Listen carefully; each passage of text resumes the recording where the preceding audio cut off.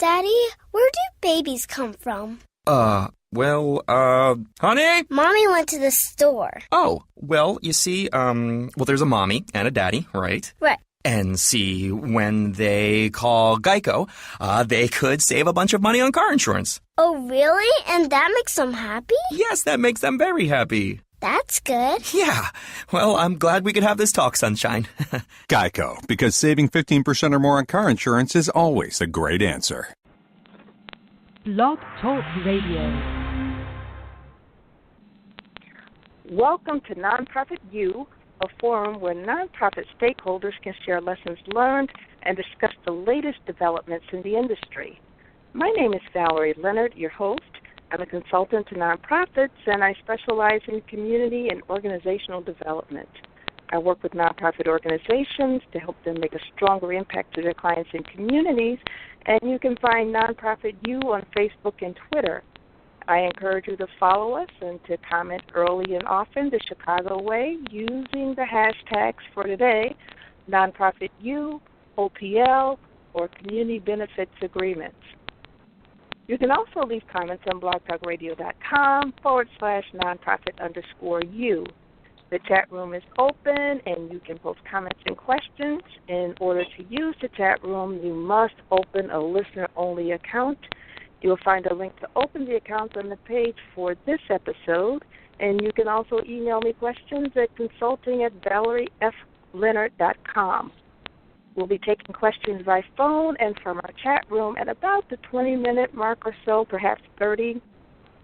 The call-in number is area code 347-884-8121. Again, that number is area code 347-884-8121. Today's topic is the People's OPL. We'll be talking about the Obama Presidential Library and discuss issues surrounding authentic community engagement and inclusion, community benefits agreements, and the work of the Obama Presidential Library Southside Community Benefits Agreement Coalition. We've extended our podcast by about 15 minutes, and we encourage you to call in with questions at about the 20 or 30-minute mark, depending on how the discussion goes. And you can start posting in the chat room and emailing questions right now. Again, my email address is consulting@valeriefleonard.com, and if you want to participate in the live chat, you must open an account, and the link is found on the episode page. The call-in number again is 347-884-8121. Again, that number is area code 347-884-8121. We're especially looking for activists, nonprofit, and community development professionals to call in and share your war stories and your strategies, most importantly. We have three guests today. We have attorney Allegra Cira-Fischer. She is a staff attorney with the Law Project. The Law Project is the community development project of the Chicago Lawyers Committee for Civil Rights, and Allegra's focus at TLP is on equitable and inclusive development. She works with coalitions of nonprofit organizations in negotiations with developers to secure benefits for surrounding communities, and this includes commitments to build affordable housing, hire local residents, and pay livable wages, among other investments important to Chicago neighborhoods and their residents. We also have with us Jawanza Malone. He is the executive director for the Kenwood Oakland Community Organization, better known as KOCO, on Chicago's South Side. KOCO is one of the oldest membership-based grassroots community organizations in Chicago that is dedicated to serving low-income and working families. KOCO was founded in 1965 and has a dual approach to community engagement through both community organizing and social service delivery. KOCO's organizing focus is directed towards equitable education, affordable housing, youth investment, and senior engagement. Finally, we have Dominic Surya. Dominic grew up in Singapore as well as Texas and Michigan. He's an organizer with Prayer and Action Collective of the Obama-library CBA Coalition. He's also the co-founder of the University of Chicago Progressive Catholics, or ProCath, and he's a board member of Grace Center Ministries.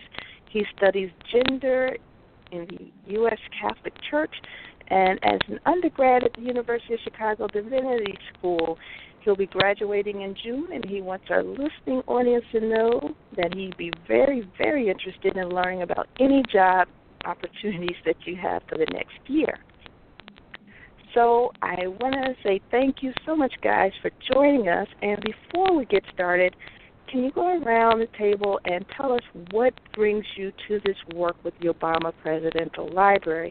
And Allegra, we'll start with the lady. We'll start with you first. Thank you, Valerie. So I joined the Law Project about a year ago. We received some new funding to focus on equitable development efforts, and we had heard from a lot of our clients and other stakeholders that legal advice and representation in community benefits agreements was something that was wanted and needed out in communities around Chicago, and so that's how we started doing this work. Mm-hmm. Awesome. Okay. Jawanza. Sure. Well, about 10 years ago, as an organizer with KOCO, I worked with a coalition of community and labor groups to develop a community benefits agreement as a part of Chicago's bid for the 2016 Summer Olympic Games. And the concern there was that in every prior Olympic game, people were removed from their communities and were unable to benefit from the investments that were made in their name. And KOCO didn't want that to happen here with the Olympics back then, and we certainly don't want the same thing to happen with the Obama Presidential Center today. And so community benefits have been found to be the best way that communities around the world have been able to hold developers accountable to the communities where they seek to build. And I just got to say that for us, this isn't about whether we trust the first black president to do the right thing. This is simply about business.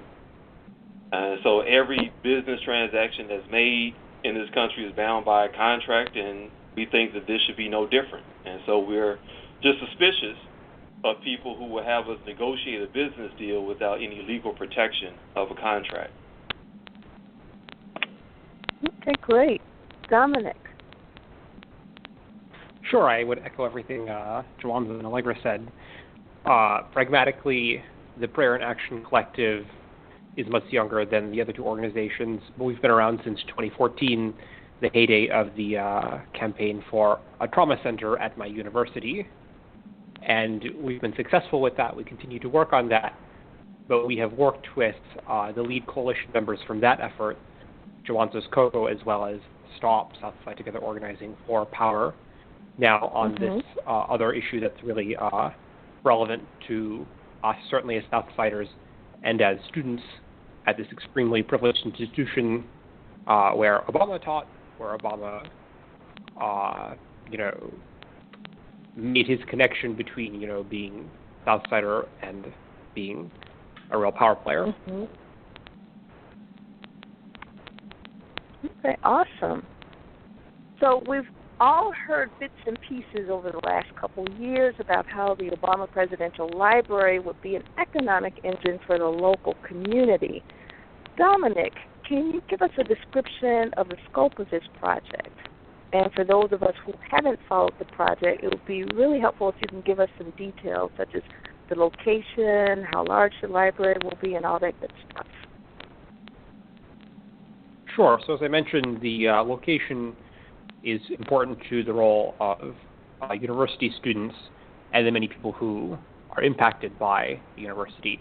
The University of Chicago brought the library to Jackson Park, so it will be on the south side, and it will take up about 20 acres of what was public parkland and is now, through negotiations that happened a while ago with the city in the hands of the private Obama Foundation.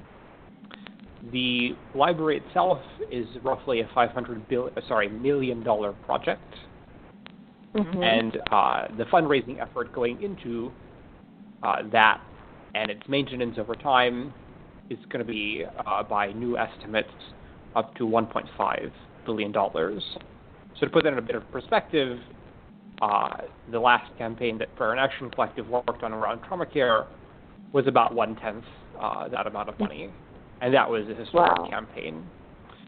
The Anderson Economic Group worked with the university when the university was trying to make a case for bringing the library to the south side, and it said that I want to say 1,900 jobs would be permanently created. 100,000 visitors would come every year who wouldn't otherwise come to Chicago. Many other promising numbers.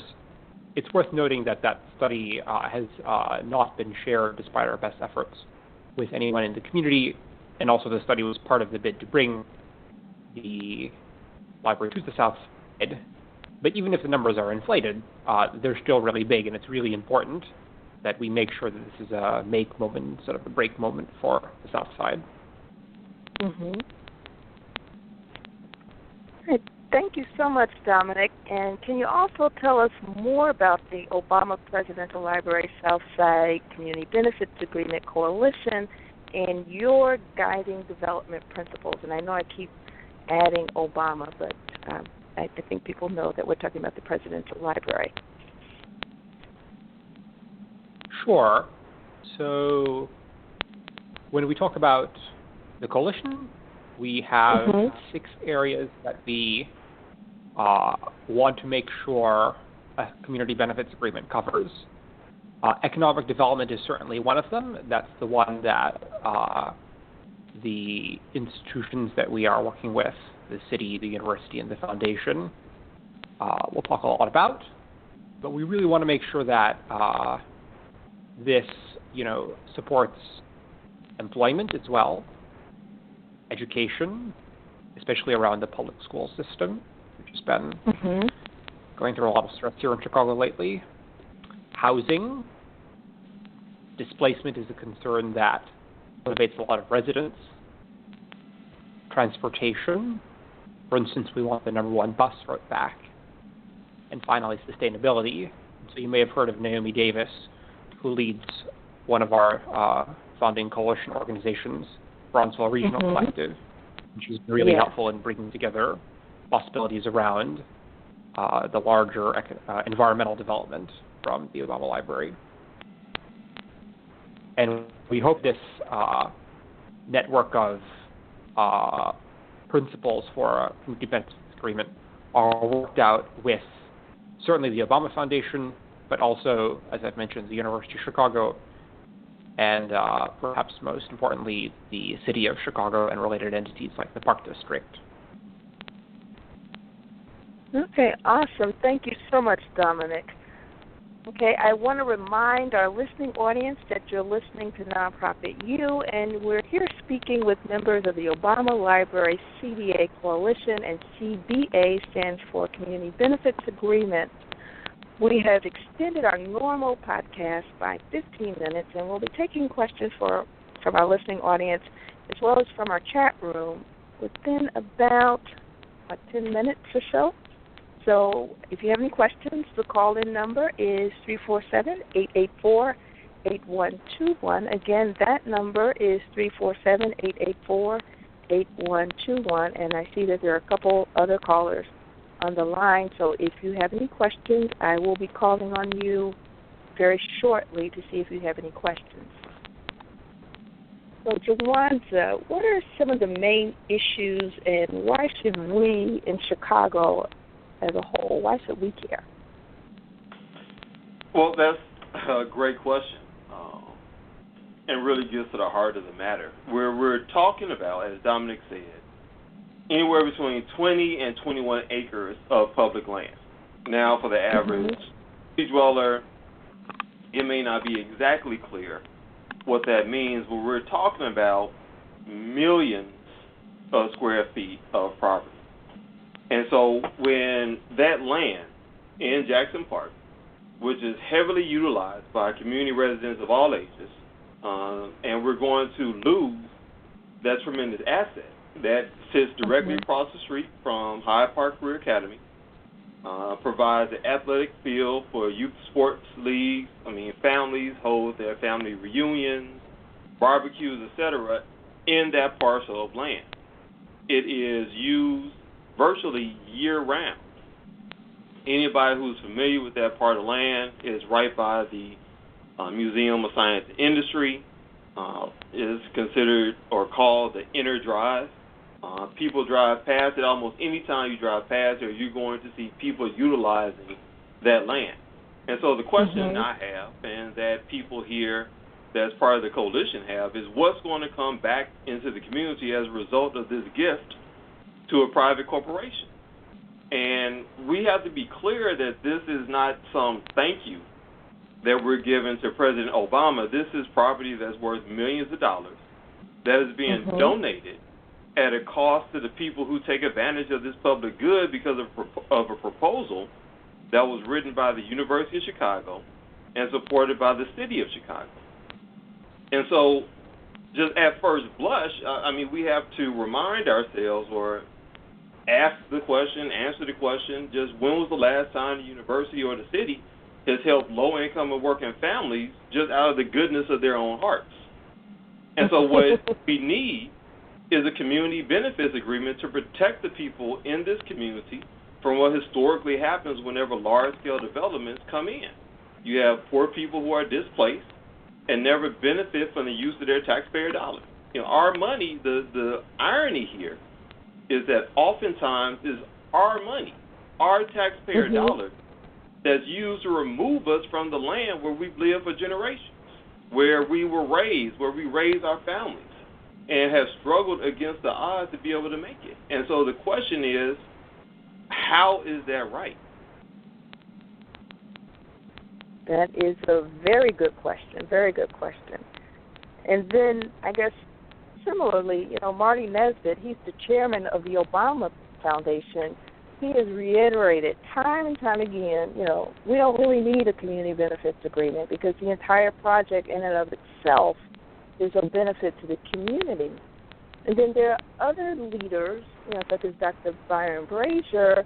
He opposes the idea of a CBA or a community benefits agreement because, he says we should trust the Obamas. They will always do right for the community. But I know that you guys beg to differ. And why do you think it's necessary to have a community benefits agreement when, there's so many high-profile leaders who are against it? So the parkland that we're talking about, that, again, I just want to reiterate, is basically being donated to the foundation, has an approximate value. We can't get the real numbers on this, but if you look at property values in that part of town, by square footage, that land is valued somewhere around $90 million. Wow.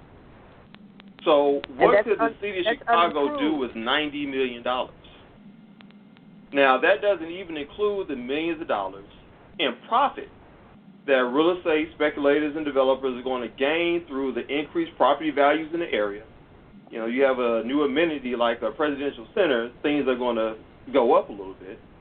That also doesn't include any of the profit that's going to come to collateral businesses that's going to pop up in the area to serve the presidential center. We're talking about hotels, restaurants, parking facilities. You'll notice that discussion around parking facilities is conspicuously absent from the conversation, right? Wow. Gift shops, etc. So where is our share of that, let's just say $100 million that's going to land in our community? And why won't the University of Chicago release their economic impact study? What's in it? What does it really say? And so the jobs and contracts are just one piece of the puzzle. We need to talk about revenue sharing. We need to talk about a number of different things. And the reality here is that we're talking about a major real estate deal that we're being kept in the dark about. So similarly, why did it take a portion, and I want to reemphasize just a portion, of Mayor Emanuel's emails to be made public before we found out he was negotiating a redevelopment of the golf course in Jackson Park? Right? So we're talking about the Obama-library, but there's other plans for Jackson Park that we aren't being privy to. And so what's happened is that Jackson Park has gained the attention of the world, and everybody is attempting to cash in on it. But when we seek to take advantage of this new opportunity, we're told, just trust them. Trust the president. And to ask for a benefits agreement is insulting. I think that what's happening, where people who have lived and worked in that community for generations who are being kept in the dark, I think that's what's insulting. Yes. Now, it's interesting. I hadn't heard any talk about the infrastructure that's going to be required. I remember the discussion with the Olympics. They typically spoke about, the development costs for the venue, but they steered clear about talking about infrastructure, which is really where the taxpayer dollars come in, the roads, the sewers, curbs and gutters, and all those improvements that make it necessary. So I think you're right to be really curious, and I hadn't heard anything about implementation. So I'm pretty sure implementation is part of those discussions that we're not hearing about, and I would be really interested to hear more about that myself. And just one more thing quickly, Valerie. During the Olympics, there were, people might remember, there were a couple of community hearings that were held. One was at the South Shore Cultural Center. As part of their presentation, they talked about, I want to say it was like $750 million, whatever the amount was. I don't quite remember the exact amount now. But it was taxpayer dollars that was insuring the bid. So taxpayer dollars were being used to ensure that were Chicago to win the bid, everything would go off without a hitch. If there was a problem, taxpayers... Was that at the state level, Jawanza? Was that at the state level? City level. $100 million. Okay, because I think at the state level they were talking about $100 million or something. That was in addition to what the city was securing. Okay. Oh, my goodness. Yeah, we're talking about a lot of money. And so when we see sort of what's happening now with the Michael Reeves property, where, again, taxpayers are on the hook to pay this money back that was borrowed, we really have to think critically about these large-scale developments that are, again, being proposed in our name that we don't have any say in. And so when we think about just the broad scale of this development and all the different communities and transportation systems and just everything, right, that's going to be impacted, where is the taxpayer dollars going to be brought in? And how much of it are we going to be on the hook for? And this isn't, I just also want to make clear, I'm not saying that Chicago or the South Side should not be home for the presidential center. What I am saying is there needs to be greater transparency and accountability because this thing is coming here. Okay, great. So thanks for that. And I want to just back up for just a minute and ask Allegra. Allegra is with the Law Project. Can you let us know how you're defining community benefits agreement, because that term is used differently by different people, and also how have these agreements been used in the past? Absolutely, Valerie. So I think that's right. You'll hear different individuals use the term CBA or Community Benefits Agreement, and oftentimes different people mean different things by that. So as attorneys, we at the Law Project and the Chicago Lawyers Committee view a CBA as a binding agreement between a developer and a community. And so it's a project-specific contract between an entity that's going to be developing land and ideally a broad community coalition that's going to detail the contributions of the development to the community and also ensures community support for that project. So the community is agreeing to support that project when a developer is making certain commitments to do local hiring, to pay livable wages, to perhaps set aside units of affordable housing when we're thinking about housing developments beyond the city required minimums. And they've been used largely in California, some in New York, and some in a few other parts of the country. Over the past 20 years, they've really come into more common usage, especially, like I said, in California, where the Staples Center Community Benefits Agreement was one of the first and still is lauded as one of the strongest community benefits agreements that was put in place, negotiated by a broad coalition of organizations with regard to a large mixed-use development that was adjacent to the Los Angeles Staples Center that involved housing and retail and commercial and all kinds of other uses as well. And so a big component of community benefits agreements is not just getting the initial agreement, but then part of the agreement is for monitoring of local hiring, of all of the deliverables to make sure that the developer is complying and is doing what they said they would do, which is, again, why we believe that these agreements need to be in writing and that they need to be legally binding. Again, as Jawanza mentioned, the accountability is a really big piece of community benefits agreements. Okay, so Allegra, what's the status now of any proposed community benefits agreement between the OPL and the community? Absolutely. So at this point, the coalition did an amazing job of putting together the guiding principles that Dominic referenced earlier around affordable housing, around employment, around economic development and education, sustainability, replacement of that parkland that's going to be used, and as well as around transportation. And that was done in a very collaborative, transparent, thorough process with several hundred community residents coming together over a series of meetings. And so that is a working document that we are now honing and I'm providing some support to the coalition so that we can determine which of each of the asks are for the city, are for the University of Chicago, or would be for the Obama Foundation, because there are certain components that are more of a municipal program type of structure. There are other components that would be directly within the control of the Obama Foundation, such as a lot of the hiring and a lot of the employment pieces that we're looking at. So at this point, we are further honing based on what the community drafted to come up with specific proposals, as I said, for each of those three parties, for the City of Chicago, for the University of Chicago, as well as, of course, for the Barack Obama Foundation.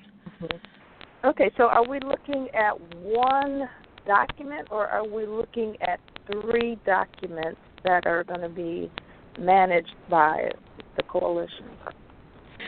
So ultimately, it would need to be three documents with each of the parties that are responsible signing each of those agreements. However, we do envision it as really one overarching agreement that could come and take the form of a memorandum of understanding that all of the parties sign on to reflect the spirit of the agreement once that is finalized. Wow, this sounds very complex, and I'm looking forward to seeing what the end will be. And I really think that if you pull it off, it might be groundbreaking. I don't remember reading about anything so complex. It is complex, and it's also very exciting, so it definitely will be groundbreaking.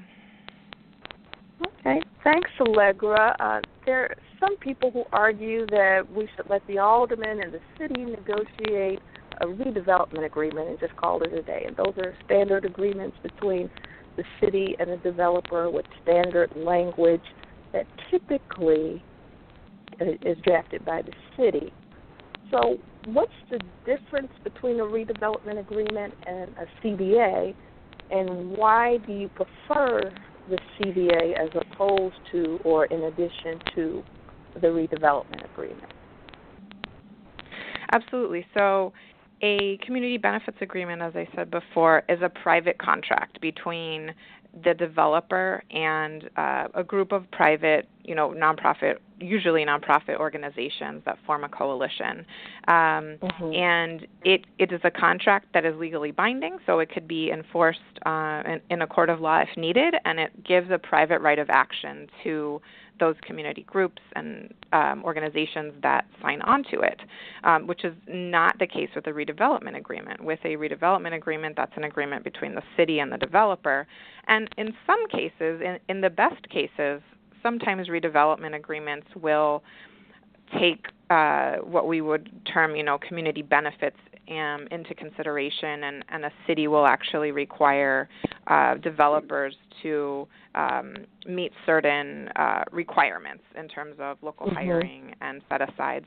And depending on where funding is coming from in the city of Chicago, some redevelopment agreements may, have some of those requirements already, but we really see those as an absolute floor. And so community benefits agreements secure additional benefits for the community that are more reflective of the community's wants and needs, and are negotiated by community members to, again, provide that transparency and accountability. And so really a community benefits agreement itself, we always hope for the support of our elected officials.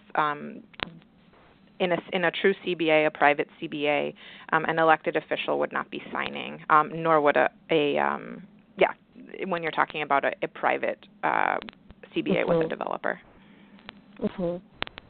Okay, and just for clarification, when you say a redevelopment agreement being a floor, what is it that you mean by that? Sure. What I mean is that, so for example, the City of Chicago has what's known as the Affordable Requirements Ordinance, where developers that receive any type of subsidy or purchase of public land are required to set aside a certain number of units if they're building housing as affordable housing, and or pay into a fund in lieu of designating affordable units. And so the requirements actually are quite low. It's better than nothing, but if you're looking at a development and the way it may potentially displace long-term residents and small businesses and have other impacts on a community that can really have a ripple effect, a long-term effect, we want to see additional affordable housing requirements put in place, for example, or additional local hiring or more targeted hiring from, for example, hard-to-employ populations put in place.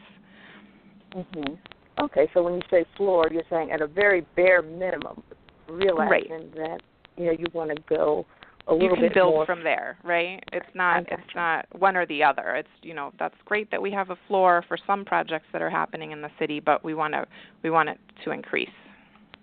I gotcha. Thank you so much. Okay, I want to remind our listening audience that you're listening to Nonprofit U, and we're speaking with members of the Obama-library CBA Coalition. We'll be taking questions from our listening audience as well as our chat room right now. And if there are no questions, we'll just continue with our discussion. The call-in number is 347-884-8121. Again, that number is 347-884-8121. I see that we have a couple callers who have been listening, but I'm not sure if they have comments. So I'm going to ask caller at area code 773-236-3229. You've been listening. I'm wondering if you have any comments, any questions. Oh. Hello? Okay, there are no comments or questions from this caller. I will try our next caller. I'll try our caller at area code 773-624-0585. If you have any comments, questions, or concerns, please do so. Share your name and your question, please. Okay. I do have a comment and a question. Okay. Okay, first comment is, one, the amount is over $700 million that's being invested in this library. And second observation, it's not just the Jackson Park community that's immediately impacted by this, but it's also Woodlawn and Washington Park. So the three communities are gathered to make absolutely certain that our voices are heard. And, but I also want to add to the mix that they're also repairing this Garfield station at 55th and Prairie for the second time in less than 8 years for an additional $100 million. That's about $1 billion coming into the community. And I know that had the Olympics been here, a lot of people would have been displaced. I know that with the Obama-library not being in Washington Park, there was a considerable investment on the part of the University of Chicago that was not satisfied. So we're not necessarily dealing with a situation that is in our best interest. So we need organizations and people like this early and often confronting this situation so that it does benefit the community. There's $1 billion is a lot of investment. It's a lot of jobs. It's a lot of opportunity.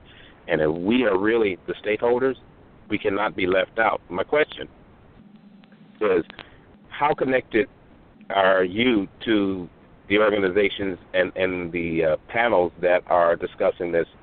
And this would go to first person I would want to address that question to would be Jawanza Malone, and the second to Allegra, because I think you might have been at one of the initial meetings from the coalition. So, my question is, where have we gone so far in terms of getting the attention of the Obama-library that this is vital, this is important?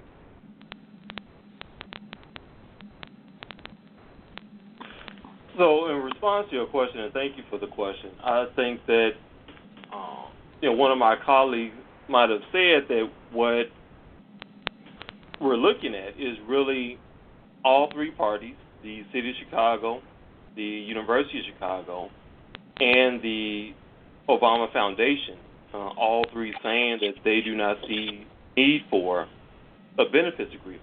And so there has been a set of meetings that have taken place already with two of the three.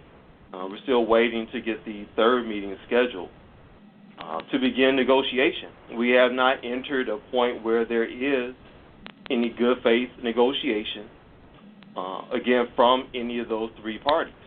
Now, you have them making statements and claims about what they intend to bring to the community, but again, without a contract, there is no guarantee that we're going to see any of those benefits that are being promised. Right.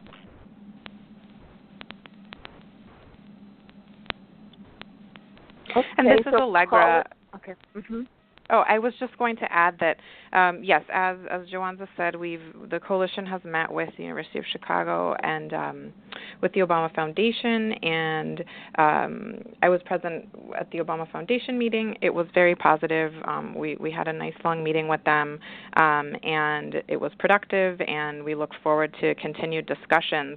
And I will also just say that community benefits agreements, campaigns, and can go on really for years. I mean, I don't know of any that have been very rapid negotiations. So it is a lot about the organizing, which has been ongoing for some time now, and a lot about sort of baby steps towards that ultimate goal of an agreement. So things are moving in the right direction. And we have a milestone, coming up that will have urgency with the beginning of the construction of the library late next year. And the library is, supposed to open in the early 2020s. So that's our timeline more concretely. Okay. So you will probably have more leverage as you get closer to that very first milestone.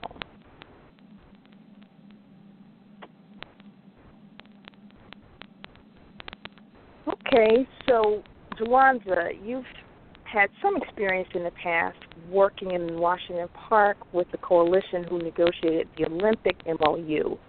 Can you share with us some of the lessons that you've learned from that experience and how you're using that experience to negotiate with the Obama Foundation? Sure. It really goes back to the question from the caller that we just had. I would say the biggest lesson is that power concedes nothing without a demand. It never has, it never will. When we first sat down, again, to Allegra's point, when we first sat down with Pat Ryan, who was the chair of Chicago's bid committee, the founder of the Aon Corporation, and Mayor Daley, we were told by both of them that they would not sign a community benefits agreement. There were people, oral source of people, who were sent to us to convince us that a benefits agreement was not the way to go. More people were sent to us as we continued to gain traction to water down what it was that we were asking for. And nearly 3 years later, we had a signed city ordinance calling for community benefits. And so the reality is that as long as we're able to stick together and to not allow people to convince us we don't deserve to be taken seriously, that our communities don't deserve to be respected, that we can accomplish anything we set our minds to, in short. Okay, great. Dominic, I know we touched on this in, just in the past couple minutes, but, more directly, can you share the status of your negotiations with the foundation to date? Sure. We met with, I don't want to say in the middle of last month. As Allegra mentioned, it was a long meeting. And I think we as a coalition are keen to be very careful about meetings because we know that at stake here is the reputation of this foundation and the legacy of the first black president. And we want to make sure that when we meet, we are not meeting to affirm language about community benefits. We are meeting to bring actual community benefits to the south side of Chicago and the people who made Barack Obama who he is. The meeting was cordial. The meeting was frustrating insofar as it predictably didn't end with more commitment to a community benefits agreement. Instead, we, encountered a familiar invitation to something like an MOU, a Memorandum of Understanding without community benefits agreement, an MOU not having the same opportunities for negotiation and legal recourse for failure to deliver promised benefits. I recall there being particular parts of our development principles for content of a CBA that we got affirmation around. One I recall around connection between public libraries and the presidential library as a private entity and as an entity connected to the Federal National Archives. But I think the negotiation process will really begin meaningfully when the foundation as well as the university commit to putting whatever we negotiate into a community benefits agreement. So let's remember, we're sort of in meta negotiations right now. That is to say, we're negotiating, or we're trying to negotiate around the possibility of negotiating for a CBA. And as Allegra said a long time ago, once we get a CBA, then we have to, enforce it and so forth and so forth. So, as Jawanza said, this is really about sticking together as a coalition and as a South Side community. Okay, awesome. So finally, Allegra, if members of our listening audience are interested in trying this at home, that is, negotiating a community benefits agreement on projects in their own community, how can they get started? Sure. So I think that one of the greatest hallmarks of a successful CBA campaign is to start with a really strong base in terms of building your coalition. So the most important thing first and foremost is not necessarily the legal work, it's really the organizing work. And so that's one of the reasons that I'm so honored and proud to be partnering with this Obama-library CBA Coalition, because they've really put the work in up front and continue to build upon that all the time. And that's so important. So I would say to organizations, to communities interested in having a negotiation with a developer or any entity that is going to be coming into your community, it's really important to build that network and to stick together. Okay, great. So we've come to the end of our show, and I'd like to thank the members of the Obama-library CBA Coalition for being guests today. And before we go, I'd like to go around the table, so to speak, and ask each one of you, give us your name, share any parting thoughts, and tell our listening audience how they can get involved in this work and how they can reach you and stay in touch.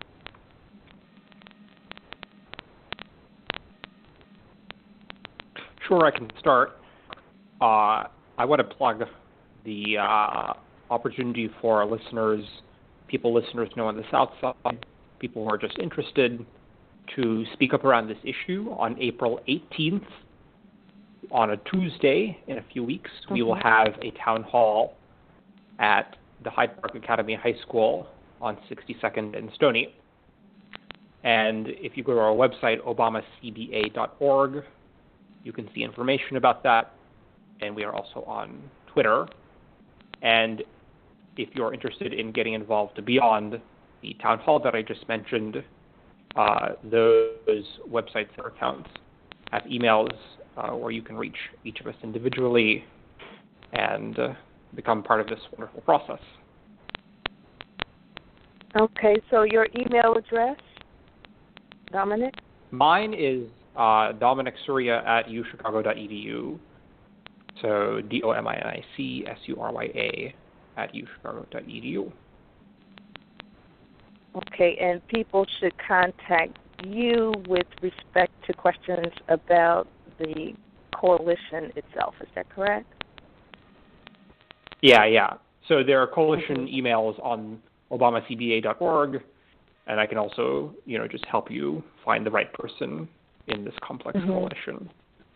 I oversee nothing in particular, myself. So. Okay. Alrighty, and then Allegra? Yes. So I am a staff attorney with the Law Project, which is the community development project of the Chicago Lawyers Committee for Civil Rights. And as a larger organization, the Chicago Lawyers Committee provides counsel to individuals on a broad range of issues, from education equity to fair housing to voting rights.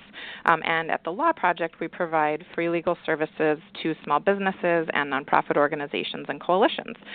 So if your organization is interested in having someone to come speak about the possibility of a community benefits agreement or other equitable development agreement, you can get in touch with me at tlp@thelawproject.org, or you can go on our website, which is thelawproject.org.